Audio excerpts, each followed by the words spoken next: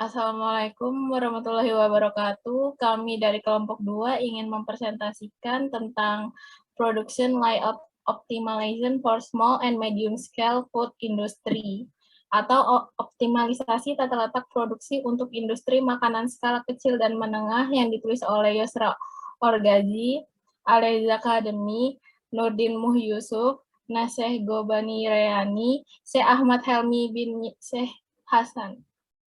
Next.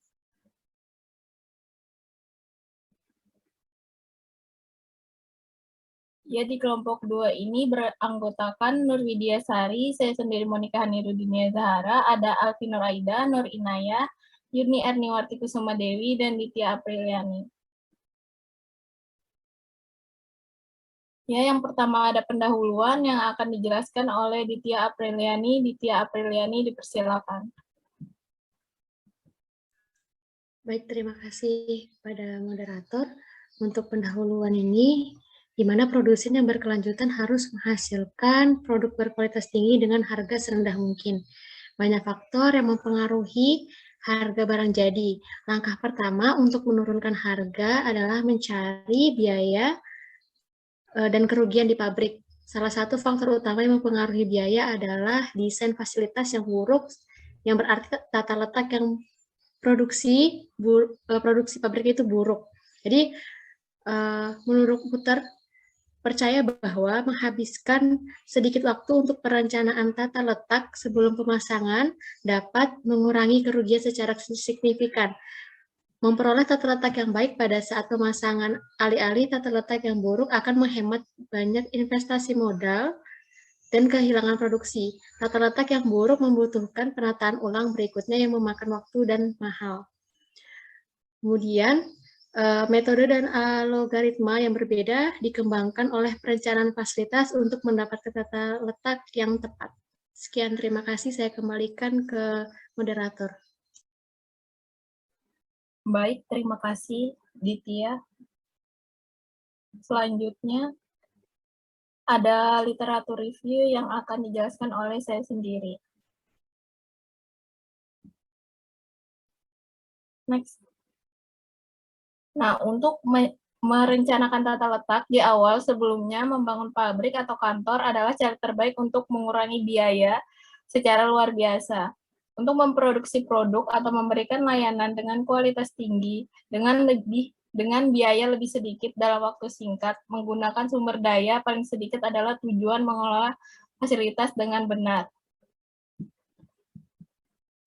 Nah, ada beberapa teknik perencanaan fasilitas dapat digunakan untuk mengembangkan tata letak baru atau memperbaiki tata letak saat ini, seperti perencanaan tata letak sistematis atau SLP, metode pertukaran berpasangan atau PMB, teori berbasis grafik atau GBT, diagram blok dimensi atau DBD, total closest rating atau TCR, dan lain-lain. Nah, yang pertama ada perencanaan tata letak sistematis atau SLP. Nah, SLP ini merupakan prosedur yang dikembangkan oleh Mutter. Ini melibatkan 11 langkah dan mampu menemukan sejumlah solusi untuk tata letak. Nah, yang kedua ini ada teori berbasis grafik atau GBT. Nah, GBT ini adalah alat yang ampuh yang memungkinkan perencanaan fasilitas untuk merancang tata letak. Nah, GBT ini berguna untuk membangun tata letak yang baru. Nah, yang ketiga ada metode pertukaran berpasangan atau PEM. PLM ini cocok untuk meningkatkan atau mendesain ulang tata letak pabrik saat ini. Nah, metode ini dapat digunakan untuk departemen yang sama dan tidak sama. Sekian dari saya. Next.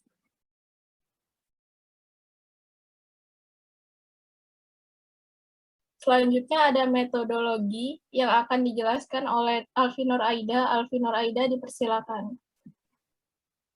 Selanjutnya yaitu ada metodologi. Nah, metodologi atau merupakan metode yang dilakukan. Yang pertama yaitu ada perencanaan tata letak sistematis, yaitu suatu pendekatan yang sistematis dan terorganisir untuk perencanaan tata letak pabrik. Nah, untuk departemen dalam pembangunan pabrik ini seperti pada tabel yang ada di sebelah kanan, dengan ukurannya sudah tertera dalam tabel tersebut. Next. Nah, yang pertama yaitu langkah yang harus dilakukan. Yang pertama yaitu ARC atau Activity Relationship Chart. ARC ini merupakan diagram yang digunakan untuk mendapatkan hubungan dari aktivitas-aktivitas tertentu, sehingga dapat ditentukan aktivitas yang harus berdekatan dan aktivitas yang harus berjauhan dalam suatu perencanaan tata letak fasilitas. Nah, untuk caranya sendiri, di situ ada dua nomor, yang di atas 1-13 dan yang di bawah 1-13 juga. Kalau di slide sebelahnya itu ada 14 ruangan, di sini hanya ada 13 karena yang satunya toilet itu tidak dipakai. Nah, caranya yang pertama yaitu dua yang berada di atas dipasangkan dengan nomor 1 yang ada di bawah. Jadi, dua itu merupakan penyimpanan material yang mentah atau bahan baku berhubungan dengan retrieving departemen atau departemen penerimaan, maka disimbolkan A, yang artinya sangat diperlukan. Nah, untuk selanjutnya yaitu nomor 3 yang di atas dipasangkan dengan nomor 1. Nomor 3 itu merupakan crushing departemen dipasangkan dengan departemen penerimaan. Nah, itu artinya dikasih simbol U yang artinya tidak penting atau tidak berhubungan sama sekali. Begitupun caranya selanjutnya. Next. Nah, untuk diagram ARD atau Activity Relationship Diagram merupakan diagram hubungan antara aktivitas yang ditujukan dengan pendekatan keterkaitan kegiatan. Nah, hampir sama seperti ARC, kalau di sini lebih spesifik ke ruangannya. Di situ garis dari gambar tersebut menunjukkan arti bahwa 4 garis itu sangat diperlukan dan sangat berdekatan. Sedangkan garis 3 itu sangat penting. Untuk yang bergelombang, itu artinya garisnya tidak diinginkan karena dapat menghambat aktivitas atau kegiatan yang ada di pabrik tersebut. Sekian dari saya. Saya kembalikan ke moderator. Baik, terima kasih Alfi. Next.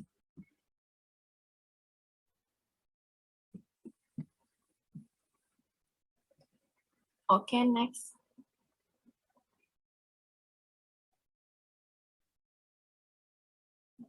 Jadi selanjutnya teori berbasis grafik yang akan dijelaskan Nur Widiasari. Nur Widiasari dipersilahkan. Oke, terima kasih moderator. Di sini saya akan menjelaskan apa itu metode GBT, yaitu teori berbasis grafik. Nah, jadi untuk GBT sendiri, metode ini merupakan ketika kita membangun layout baru. Jadi, ini kita melihat bagaimana sih efisiensi ketika kita membuat tata letak. Nah, bisa kita lihat di sini. Di sini itu ada TCR yang udah dijelaskan sama saudari Alfi mengenai apa itu TCR. Nah, jadi itu kita juga menggunakannya di metode GBT. Kemudian TCR tadi, total closeness creating ini kita terjemahkan ke grafik rel. Nah, kita bisa ngelihat di sini ada yang tanda nomor itu bisa dilihat di layar. Kemudian di situ juga ada bagian dari bagan REL. Nah, jadi bagan REL ini bentuknya seperti busur. Nah, jadi maksudnya dari kolom yang 1-13 ini adalah tata letak yang akan dibuat. Untuk sisanya ini yang di sampingnya yang membentuk seperti segitiga ini adalah mengenai kedekatan dari efisiensi layout. Jadi ketika kita bangun, misalnya di sini ada nomor 6, di situ adalah bagian dari ruang departemen pemotong. Nah, departemen pemotong ini didekatkan dengan penyimpanan bahan baris dan begitu pula pembacaan seterusnya. Jadi, peletakan angkanya ini sesuai dengan keefisiensian ketika membuat layout. Next. Oke, jadi setelah membuat tadi, kita itu bisa membuat bagian layoutnya. Jadi ini untuk bagian layout masih kasaran, setelah ditarik menjadi garis busur, kita bisa melihat bahwa titik yang terdekat ini, mungkin tadi bisa dilihat di tabel apa saja layout yang mau kita buat. Jadi ini titik kedekatannya, mulai dari satu yang bagian penerimaan, ini kita dekatkan dengan bagian pencampuran atau cacah, begitu juga pembacaan seterusnya. Mungkin next. Nah, dari itu kita bisa melihat hasil akhirnya yang sudah membentuk grafik.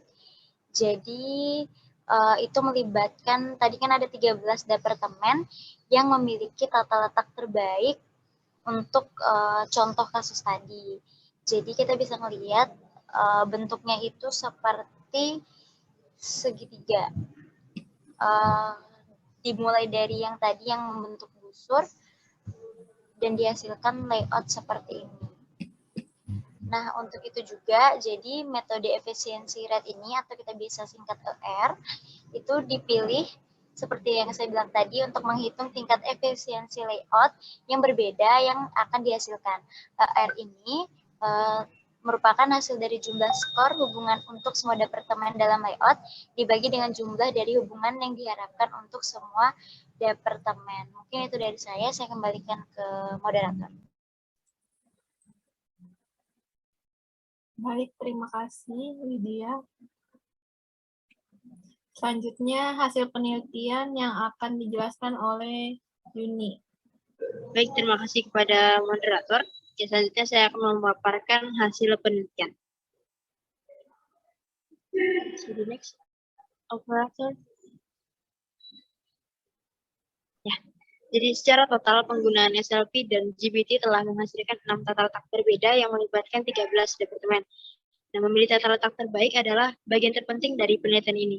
Nah, ada beberapa metode yang dapat digunakan untuk menemukan tata letak terbaik. Salah satunya adalah metode efisiensi rate ini. Metode ini merupakan metode terbaik yang dipilih untuk menghitung tingkat efisiensi untuk berbagai layout yang dihasilkan. Nah, IR sendiri adalah jumlah skor hubungan untuk semua departemen dalam total letak dibagi dengan jumlah hubungan yang diharapkan untuk semua departemen. Dapat dilihat pada tabel 3 ini, tata letak dengan IR tertinggi adalah pada SLP 3, yaitu dengan kalkulasinya 208/230 dengan skor IR-nya 90,43%. Nah, SLP 3 ini adalah tata letak dengan skor tertinggi. Bisa di next.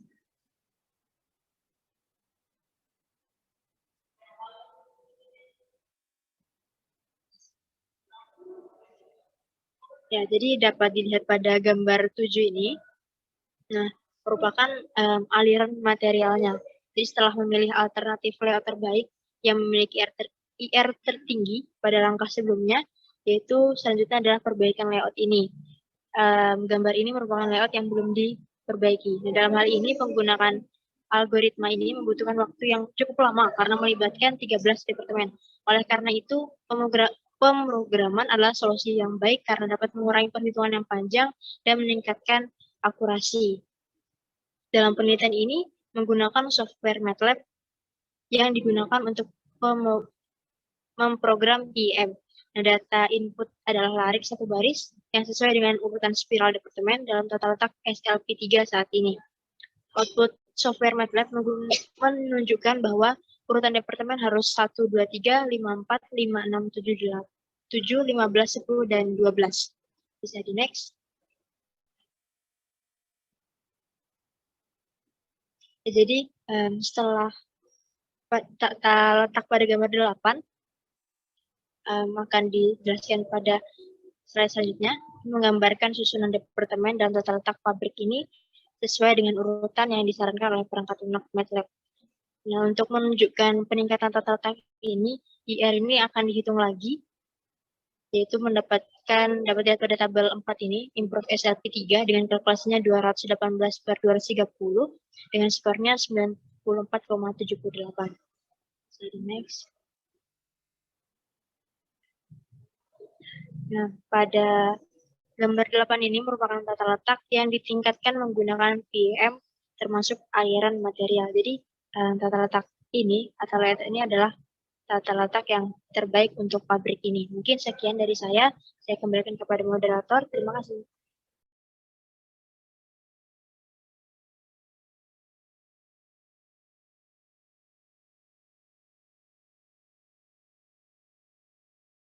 Baik, terima kasih Yuni. Next. Selanjutnya yang terakhir yaitu kesimpulan yang akan disampaikan oleh Nur Inayah. Nur Inayah, dipersilakan.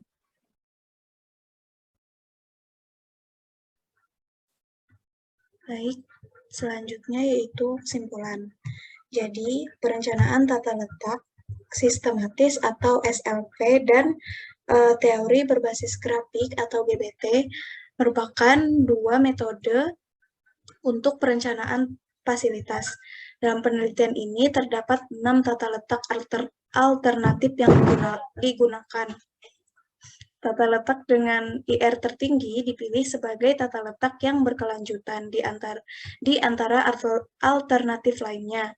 Nah, alternatif terbaik ditingkatkan dengan menggunakan metode PEM yang merupakan teknik perbaikan. Jadi, berdasarkan penelitian ini, tata letak yang terbaik itu dipilih dapat ditingkatkan. Hasilnya yang menunjukkan bahwa perlu dilakukan perencanaan fasilitas dan tata letak sebelum pabrik itu didirikan untuk memastikan proses yang berkelanjutan dan mengurangi terjadinya kerugian. Sekian dari saya kembalikan kepada moderator. Baik, terima kasih Nur Inayah. Sekian dari kelompok kami. Wassalamualaikum warahmatullahi wabarakatuh.